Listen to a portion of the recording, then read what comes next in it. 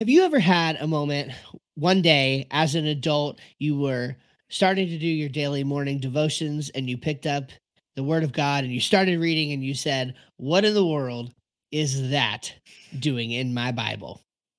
That, my friend, is what this podcast is all about.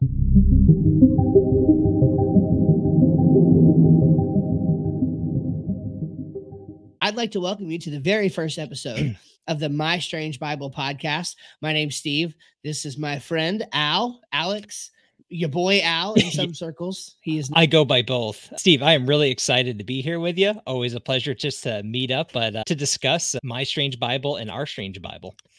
absolutely. This is something that I think we've really been looking forward to and working towards talking together for many years now. So I'm excited to see it happen. But hey, let's go ahead and dive right in so that people know what to expect as they're listening to this brand new podcast. We want to go through the question, what makes the Bible strange? So if I were to ask you that, Alex, what do you think it means to say that the Bible is strange? Yeah, the first thing that comes to mind, and this is me growing up as a Christian my whole life, you don't really find the stories in there strange as a kid just because you have that imagination and everything is believable. Mm. So I think that the strangeness settles in when you get older and you recognize that the Bible becomes strange when you realize that all the weird stuff in there is actually true. And it actually is weird, whether it's looking at miracles or just some funny stuff that doesn't make sense, whether it involves a random naked man in one verse or a talking donkey and everything in between. It just hits you all at once. So what makes the Bible strange are the oddities that stick out from normal life that you're supposed to grow out of as you become an adult, but it becomes even more impressive and intriguing the older you get. Yeah, it's funny. There was an old Bible scholar who said that if there really is a God who created the universe, then the mere resurrection of the Son of God would be child's play, right? And Yes, that sort of absolutely. mindset makes you think about the fact that you grow up in church and you hear about God, who the second person of the Trinity took on flesh in Jesus Christ, was born as a baby. We celebrate Christmas. The entire world celebrates the birth of this baby boy, whether or not in this day they want to Mm. admit that.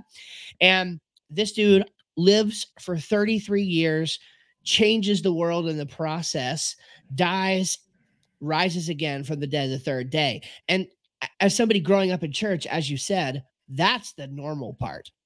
What Yes. happens when you start reading the Bible and you come across some of these other strange things, like you said, random naked dudes who rise up out of graves, seemingly out of nowhere, out of place in a story, talking donkeys or talking serpents or spirits who apparently lie on behalf of God. There's a bunch of strange stuff that seems to be happening in the Bible that we're reading, and it's nobody really talks about why it's there. I mean, have you, like, we talk about the resurrection in church on Sunday morning, but do you remember talking about any of this other stuff on Sunday morning at church? No, absolutely not. And sadly, it's one of those things where if you do come across it in a devotional study or by yourself, you just skip over it. And it's Yeah. so it is not worth skipping over these things. And that's why I say skip over because we call it My Strange Bible, not My Strange specific 10 verses, because there's strangeness just like it fills the Bible. And so it's hard to keep skipping and skipping before you finally scratch your head and say, hey, all this seems a little strange to me. Yeah, in preparation for this, so I've been, of course, just going through my daily devotions, and I tend to read about a chapter a day. It's a little bit slower than some people do, but I like to slow down and take it Mm. in.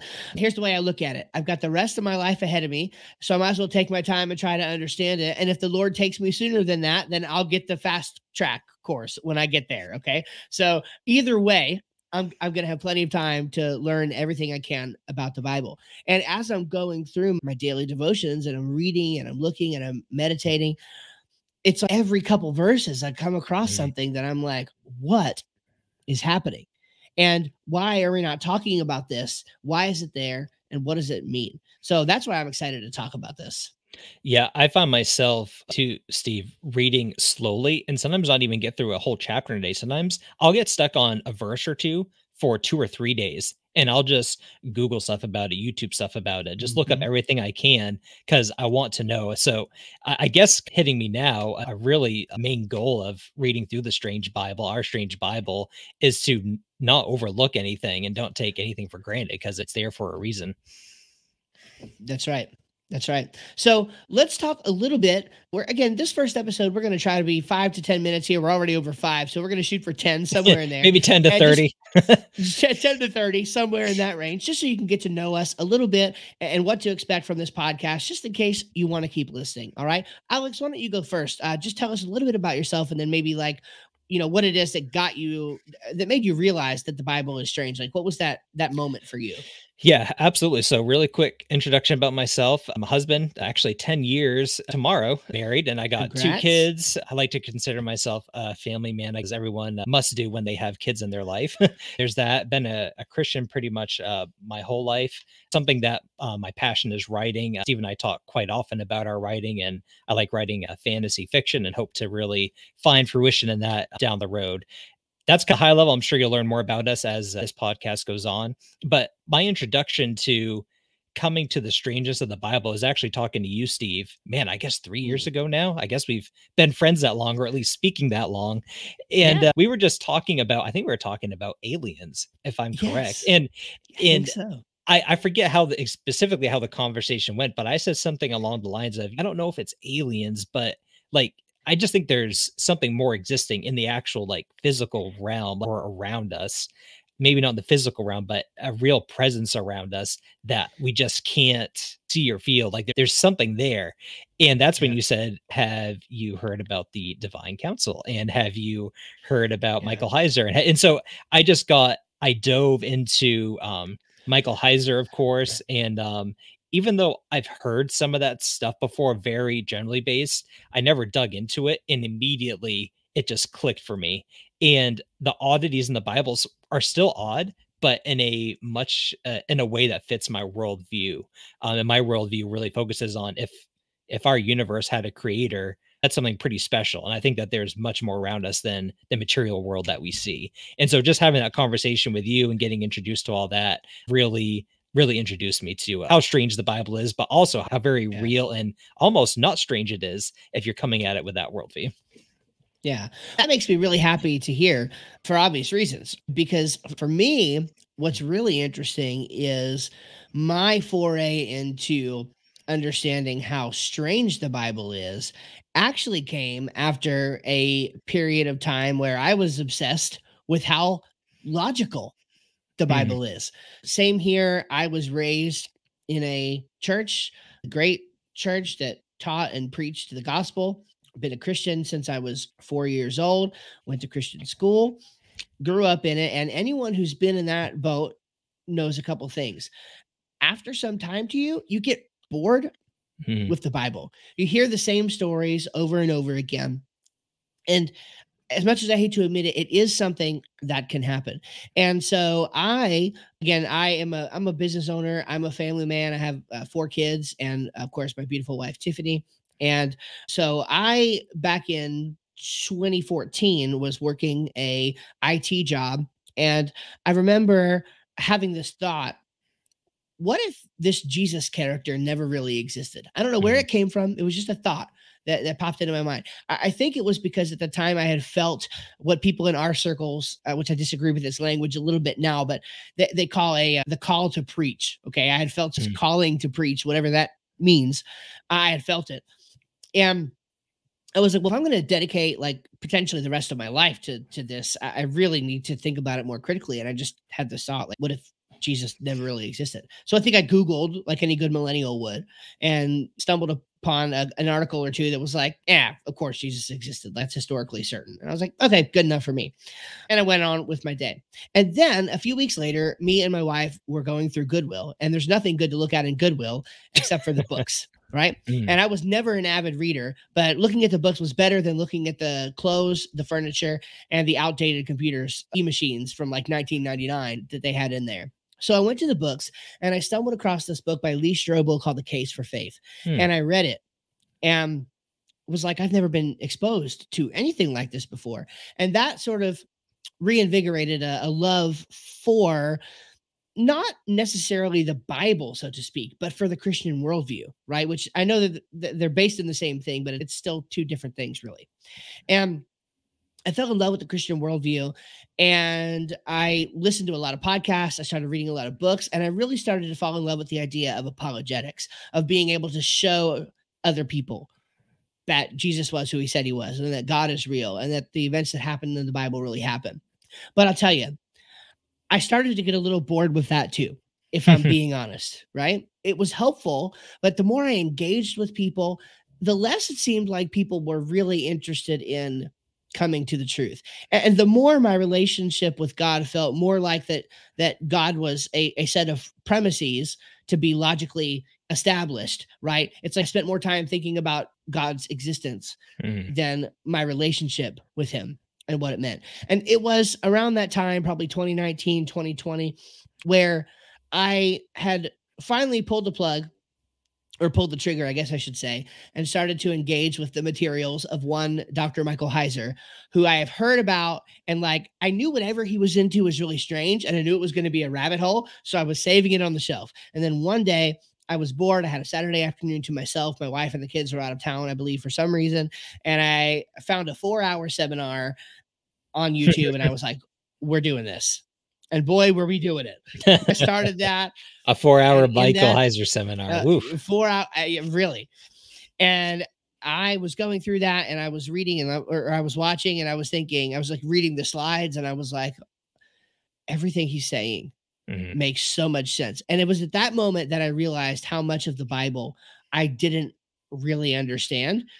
And that made me fall in love with it again. And that's honestly a love that has lasted until now, where it's like the weirder, the better, because when I find something weird, I know that I need to dig deeper and dive into it. And that's going to help me find the truth that God wanted me to see and know all along. And so that's my sort of introduction to that. That's awesome. One thing that I notice that we have in common there is just our kind of notions of the worldview around us, and kind of we needed that to cut the pieces all to make the whole puzzle. Like when you Hmm. finally listen to that Michael Heiser seminar, and then you talking to me, it just snapped, and it all made sense. And the strangeness of Yeah. the Bible became a lot clearer. Yeah. Because I didn't have, when I was growing up, like I didn't, again, I was a kid. I was doing my duty. I was a Christian. I felt like I was a Christian, but still, like, I wasn't reading my Bible as much as I should have. I wasn't praying really as much as I Mm, should have.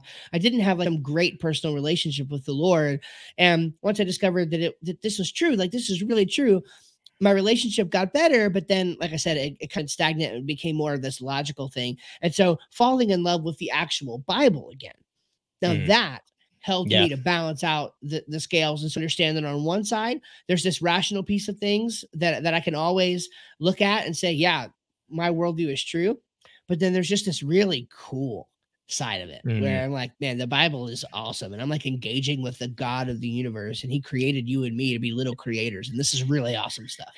And when that realization settles in, it makes a world of a difference for It your does. life. And I think going into wrapping up here a little bit, I think that's what we want for this podcast, and what everyone can expect watching, and what we can expect for ourselves and our goals is multifaceted. And I hope everyone gets whatever they need to from it. But ultimately, it's to fall in love with God's word, and have all of this Yeah. stuff just be real to you, rather than just skipping over the stories, or like what you said, just getting bored with something, or the same old. Falling in love with Jesus, falling in love with God's word, and then sharing that passion for, I think, especially if you're like a father or mother, kids or young ones around you, because I think that little ones grow up hearing all these Bible stories, and then it never shifts into anything more serious. So we might talk about maybe Noah's Ark, that whole story, but then we're still telling 14-year-olds the same exact story repetitively as we tell like a 3-year-old. Yeah. And there just needs to be more growth and more interest in the subject matter being told in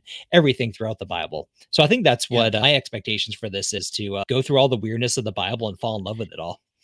Yeah. So for me, I think it's kind of twofold thing, Mhm. thinking about the question of what should you expect if you're going to be a listener to this podcast. On the one hand, I think you're going to get introduced to stuff that like you forgot was there, or that you Mm, never really knew it was there. Because let's be honest, A lot of the stuff you just skip over. You're like, Yeah. we'll come back to that. That can't be that important. Or maybe Mhm. you don't even go through that consciously. Maybe you're just like, you're reading and like you start to drift off or your eyes start to wander, right? And you just literally miss stuff. That's happened to me before when reading. The goal is really going to be to pick out the strange stuff Mhm. specifically and to ask the question, why is this in my Bible? Why is this strange thing here? What can it teach us? And then I think the other category of thing that we're going to be really talking about is stuff that we might have forgotten how strange it really is. Noah's Mhm. Ark is a great example, right? We hear Yeah. about the flood, especially I'm really into creationism. I have another podcast called The Winsome Creationist, and I love creation stuff, and I love that. But I never it's so much of a assumption like baked into my thinking about the Christian worldview now that I rarely ever step back to think about how weird it is that God literally destroyed the entire planet with a flood, right? And then tried again after that, and it still didn't work. And you had the Tower of Babel, like that stuff Mhm. that we like, even the big things, the big rocks, if you will, even those are weird. And so there's going to be some familiar things that we can invite you to reimagine with us, and then Mhm. some things that are not so familiar too. And I think altogether, it's going to be a wonderful journey that we take for as long as we do this. I am really excited about it, and, with how much oddities are in the Bible, I don't think, we'll be running out of material anytime soon, so Anytime soon. It should be a fun ride. alright, Steve, I think that wraps up this, quick little introduction video. I'm really excited to keep on going and, get into more deeper things as we go, but, great talking to you and, discussing this first time, and excited for everyone to join and watch with us. Looking forward to it. Please subscribe on YouTube or follow or subscribe or whatever button you need to hit on your podcast platform. This will be on audio and video. So we're excited to engage with you. Thank you.